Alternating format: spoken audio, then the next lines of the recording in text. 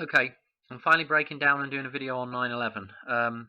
This was prompted by a video, again, by Matt over at Quantum of Conscience. I watch him quite a bit.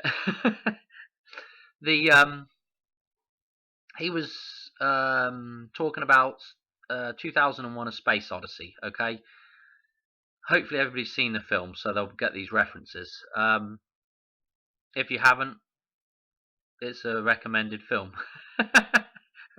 At least I liked it. It's maybe not everybody's cup of tea, but anyway. Where to start? Okay, let's just start with what Matt was talking about. Okay, if you're familiar with some of these conspiracy theory things, which you probably are, let's just put it this way: 2001: A Space Odyssey. There's a lot of stuff to do with 9/11, the event, the so-called terrorist attack.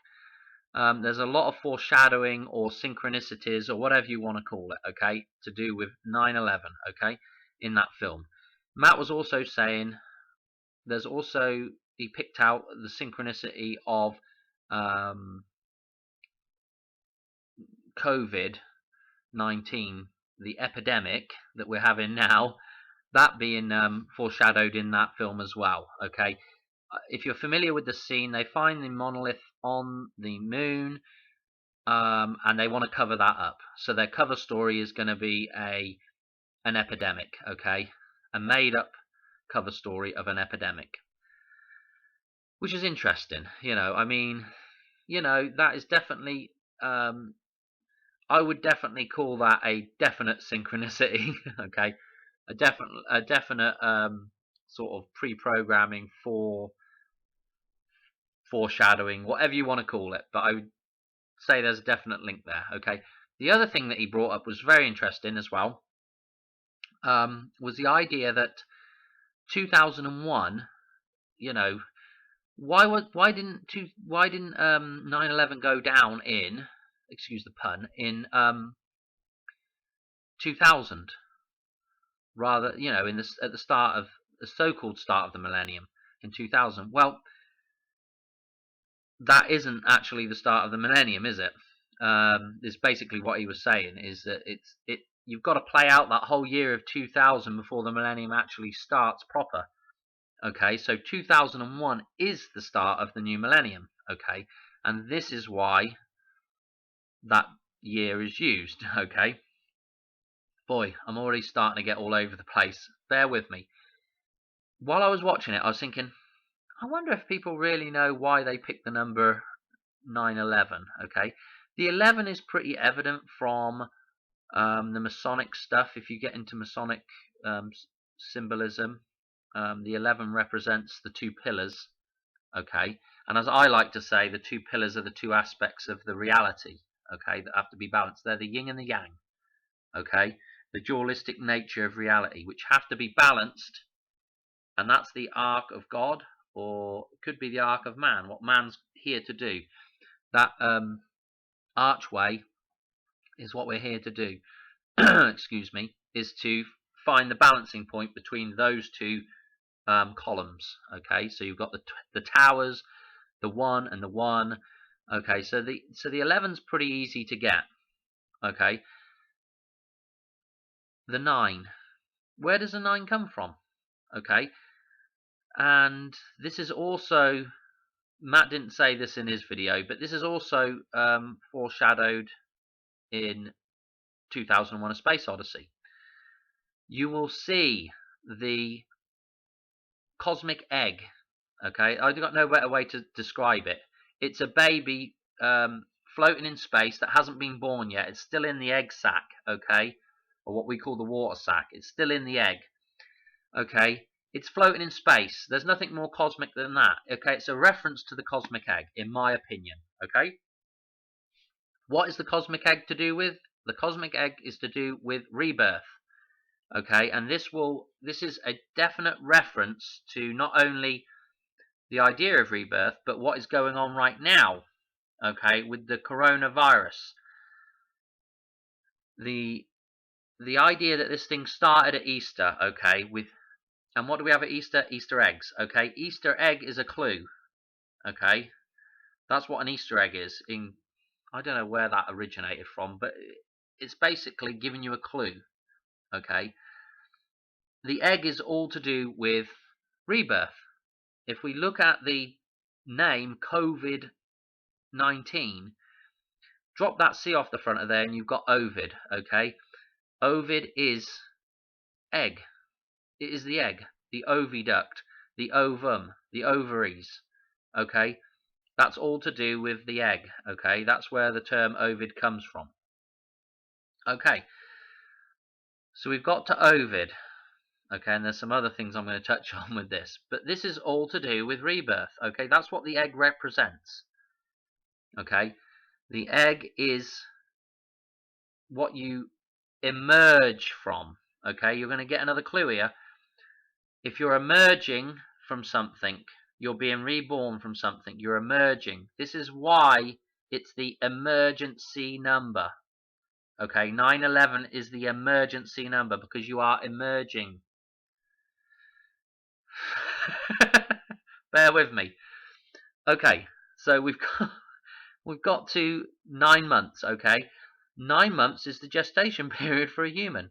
Okay, now I don't know if people realise that or not. I thought I would just do the video on it. So we've got the gestation period. This is why September's picked. Okay, that is the birth of the man.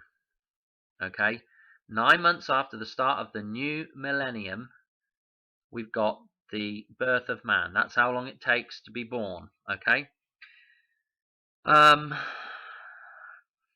we've got the 11. Okay, because that's what man's here to do. He's here to balance the two aspects of the reality. Okay, the yin and the yang, night and day, male and female, the dualistic nature of reality. The reason why they picked the number 11 is, or the two towers, or the two pillars. Okay, these are all just metaphors for a reality which is the same thing. It's the same number, one. They're the same pillars. They're just reflected. They're on opposite sides. We perceive two pillars. That's what we do. Reality is not, I don't want to go too deep, but in order to generate what we're seeing now, the material, you have to have the fictional. At some point, consciousness itself generated this reality. Okay, it was generated from an idea, from the mind of consciousness. What we perceive is those two aspects of reality. We perceive the natural aspect, the material aspect, you and I, and what we see around us, and we perceive the mind as well. Okay, you have a mind, I have a mind, we all have ideas. Okay, and if we want to do a metaphor for an idea becoming material, it would be a tool. Okay, you have an idea for a tool, and then you make the tool, and then you can use the tool. Okay, so it materializes. Okay, right. So we know why we're going to use the 11. We know why we're going to use the 9. And the other number that comes into play is man as well, the 6. Okay, that's the number of man. Okay, the 666, the 2/3, the 23. Okay, this is where we get to man. Okay, the man is also the flip around a 9, and you get the 6. Okay, it's a mirror, but a switched up mirror. Okay, that's the yin and the yang. The 6 is the 9, the 9 is the 6.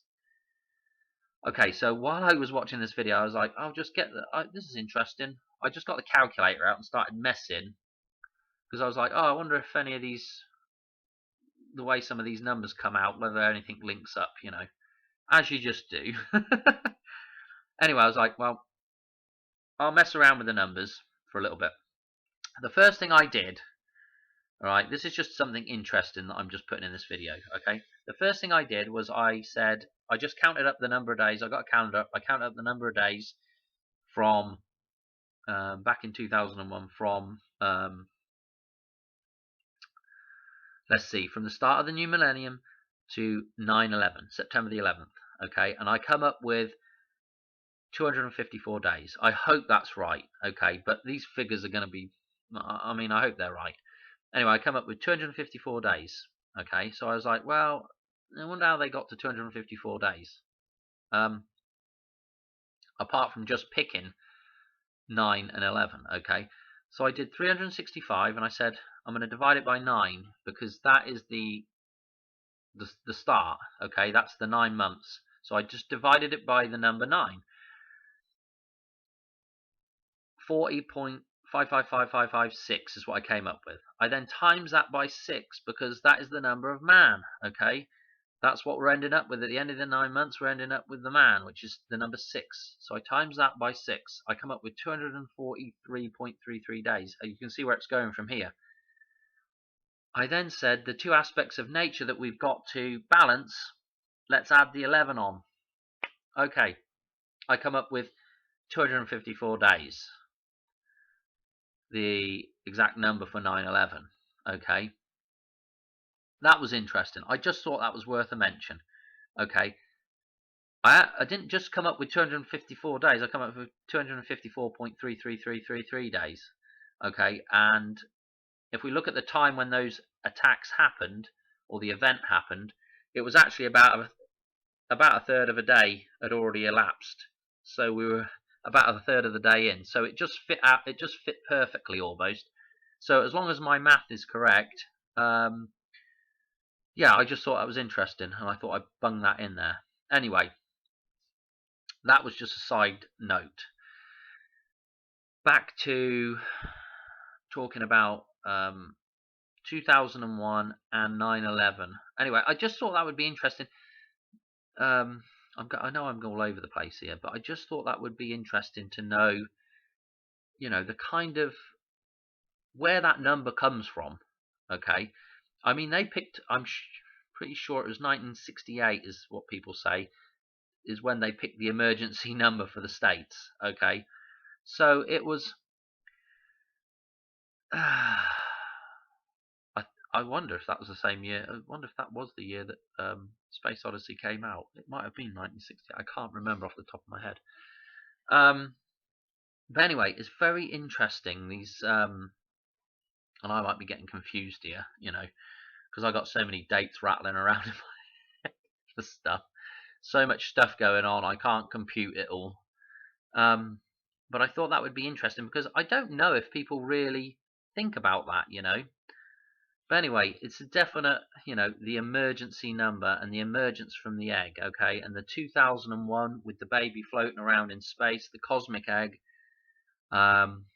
This is what I think 9/11's all about. I think it's about rebirth. Okay, I think that ritual is about rebirth. Now, whether or not there's a bunch of evil people trying to have a rebirth into something, let's say, slightly less than good, a rebirth into their reality, I don't know. Maybe that's what they think they're doing, but I know from what I'm seeing, I feel like that was the start of the apocalypse. Okay, and the apocalypse is and in fact this will become relevant as well in a second, but the apocalypse is the idea of, if you didn't see my other video, go check that one out, the Four Horsemen of the Apocalypse. The apocalypse is the idea of the unveiling. Okay, that's what apocalypse means. It means away from deceit or deception or the masking of something. It means unveiling or uncovering or revealing. Okay, that's what apocalypse means. Okay, I know that we have a different idea of the meaning of that term, but that's, go look at the etymology of it and you'll figure it out. But there'll be a few interesting little dot to dots that I'll do here in a minute with that. But to me, that's what this is all about. It's about the rebirth. Okay, it's taking those two pillars, those two things, and it's basically amalgamated them into one. And if you take the two, which are the truth of the reality, is those two things are the same thing. Okay, we're just seeing a different aspect because we're able to visually, we're able to observe um, a different side of the cycle, if you like, or a different side of the same thing. Okay, so the ritual is those two things merging to become one. Okay, that's true balance. Back to true balance. Okay, that's the way I'm looking at it at this present moment. I mean, that's not the way I've looked at it in the past. Okay, I've gone through all the same stages as probably everybody else of believing what the media said, and then going through the idea of it being some kind of, you know, um, occult ritual that's evil. And now I look at it differently. I look at it like it's a sign of the awakening, of everybody um, coming to grips with the deceit that's been put over the world.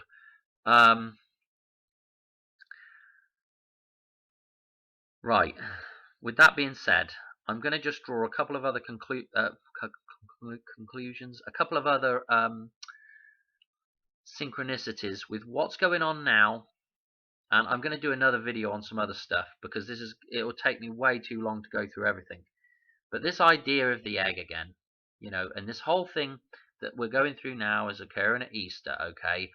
And so with that, we have this idea of Ovid, and we can get into, from that point, we can actually get into some Greek mythology, okay?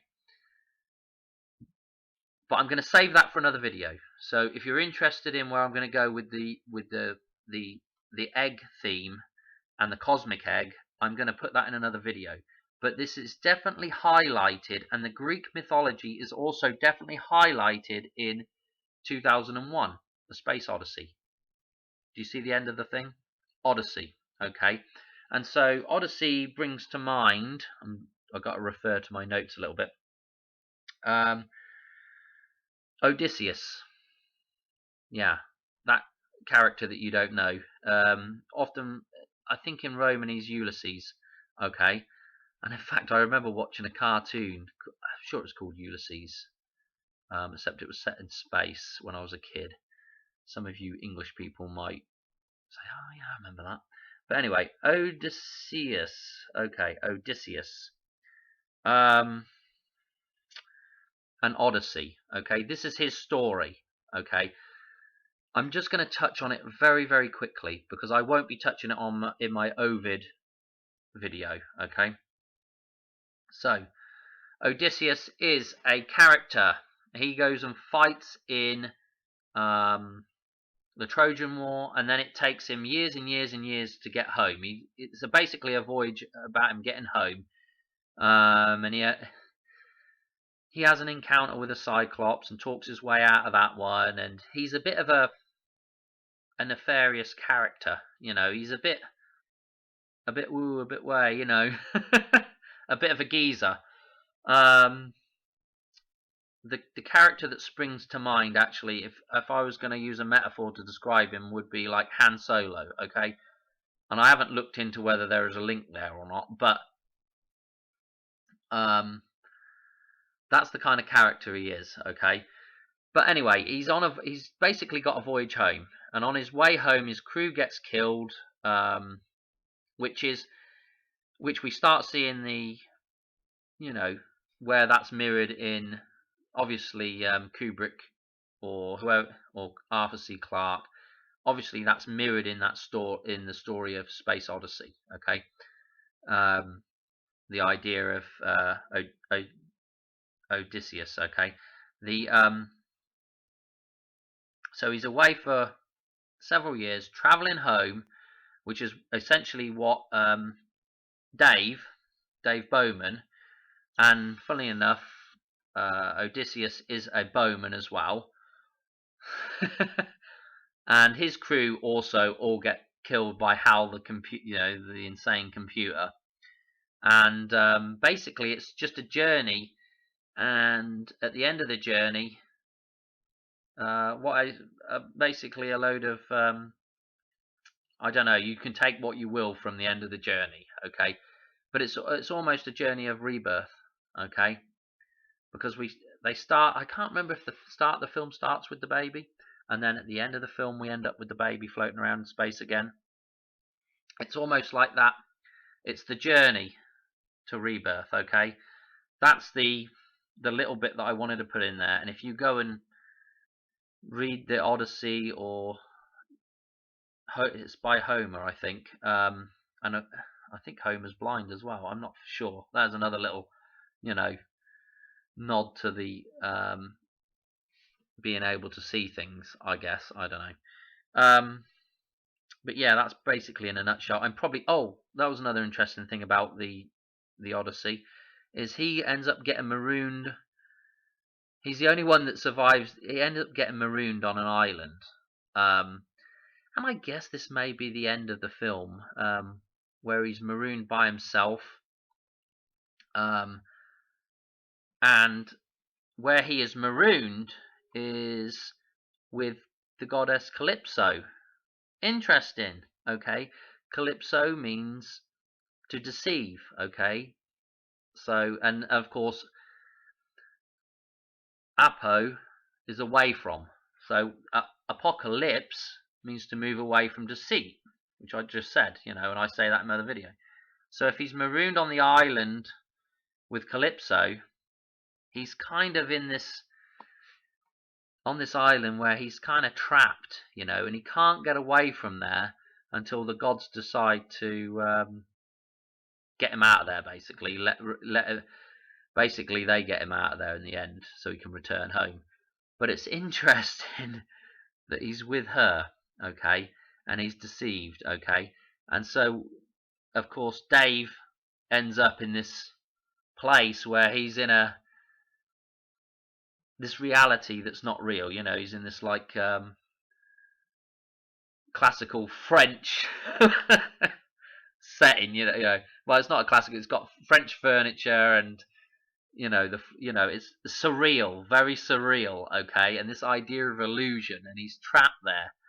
Okay, so this may be the end of the film where he's actually trapped with Calypso under the illusion. I don't know, but anyway, another thing to take away from this whole thing.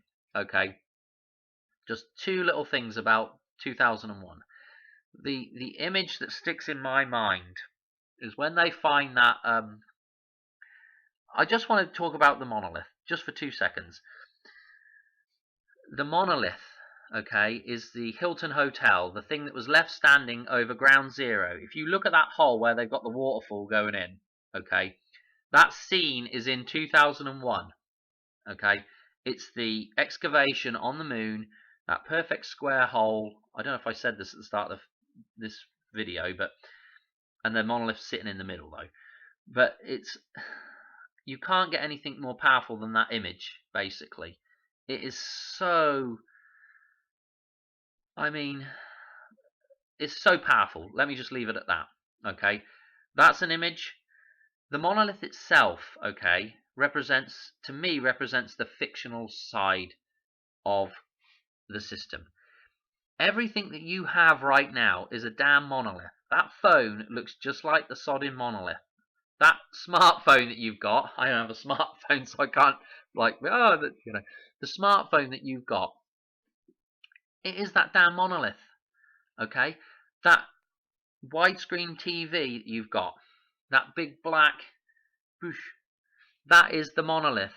Okay, it's the thing that creates that fiction that controls you. Okay, that's what the monolith represents. It's the cube of Saturn, the black hole. I mean, that's what we end up with at Ground Zero, is that black hole. Okay, it is the dark sun that eats the sun. Okay, and we come back to the corona again. Okay, it's that idea of the thing that is generating, that causes the idea to be generated. The corona is that illusion of light. Okay, but that is the idea. Okay, that's the thing that's controlling you. I don't know what I've missed out of that, but that's the monolith. Okay, that's the relevance of it. You cannot get away from the fact that bloody thing It looks just like a smartphone. It looks just like that widescreen TV. Okay, it's amazing that they, it's just amazing, really, when you think about it. That kind of synchronicity. It's just, to me, that tells me that there's something deeper than just some guys um, coming up with this stuff and putting it in films because they've got to show you all their deceits and all this stuff. Um, it it says to me that this is a script that's already been written out. Okay, it says to me that this is a reality that's already. I know we have the illusion of free will, but there is something here saying that this thing, this idea at least, or the direction of the idea, has already been written. Okay, there's already a direction there. But anyway, that's probably for another video. But I wanted to say something about that. What else do I want to say about before I got off this topic? I think that's got to be it, really. I'm already at 26 minutes. Nothing more really to say. I wanted to say about the monolith for sure, yeah, and that is a powerful scene. And of course, they mentioned some other things in the film, and there's a ton of little bits and bobs. Two more things with 9/11, actually. The towers. I don't know if I said this already, but the Twin Towers, okay, and we're going to talk Back to the Future now, and we're also going to talk a film, Man on, I don't know if it's called Man on Wire or Man on a Wire. It's the story of the guy, I think he was French, maybe he was French? I can't remember. I remember watching something about it anyway. He strings a high wire across the Twin Towers, okay, and he walks across the Twin Towers. He's a high wire walker without any safety ropes or anything. He pulls a stunt off supposedly without anybody knowing. That's bullshit there, right there. This is a staged event, but it's there to demonstrate something to people. It's there to demonstrate what we're here to do. It's the two aspects again. It's that archway that we're here to do. Okay, we're here to balance those two aspects. It's the same thing God does with the universe, if you like. He's there to balance everything and nothing, right? We're here to balance the material world with the mind, with the made-up world, with the fictional world, okay? And that's what the Twin Towers represent. And this wire that this guy strung across, funnily enough, he uses a bow and arrow to get the thing across, apparently. So we got another reference there to Odysseus, okay? Because he was the bowman, okay?